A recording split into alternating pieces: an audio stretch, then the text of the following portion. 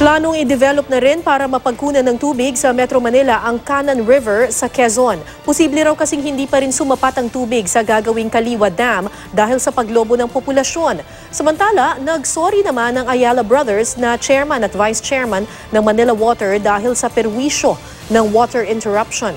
May report si Sandra Ginaldo.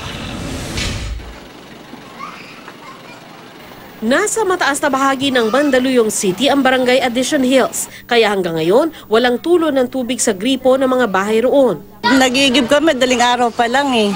Tapos masasakit sa balikat kasi yan yung mga mabibigat yung mga balde. 19 na araw na raw na nagtitiis sa kawalan ng tubig ang mga residente rito.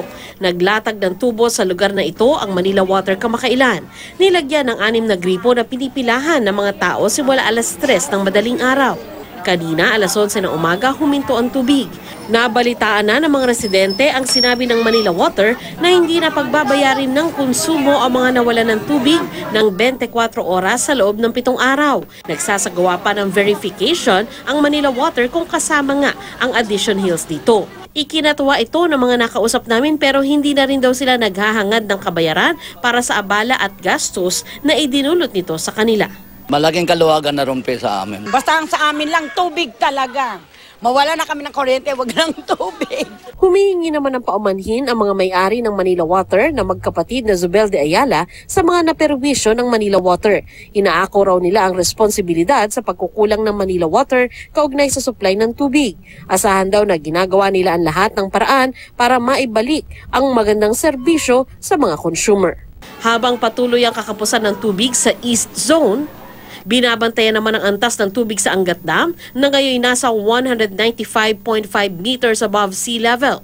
180 meters ang critical level nito. Pinaghahandaan na ng MWSS, Pag-asa at ibang ahensya ang cloud seeding operations para magpaulan at madagdagan ang tubig sa Angat Dam. Sila po yung mag-identify kung ano yung mga clouds within the Angat watershed na pwedeng lagyan ng asin para mag-create ng rain. Inanunsyo rin ng MWSS na bukod sa Kaliwa River na gagawing dam, balak din nilang i-develop ang katabi nitong Cannon River bilang source din ng tubig ng Metro Manila. Paliwanag ng MWSS, kapag natapos ang Kaliwa Dam, 5 hanggang 6 na taon lang ay kulang na naman ng tubig para sa lumalagong populasyon ng Metro Manila. Kaya raw kailangan ng panibagong mapagkukunan ng tubig.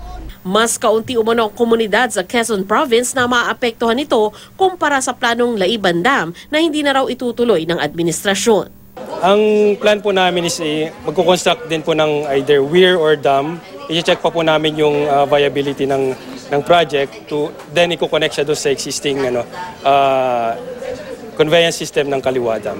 Bagamat 2028 pa ang Cannon River Project, nagpahayag na ng pagkabahala ang Haribon Foundation dahil sa yaman ng kalikasan na maaaring masira dahil sa proyekto. Sandra Aguinaldo, GMA News.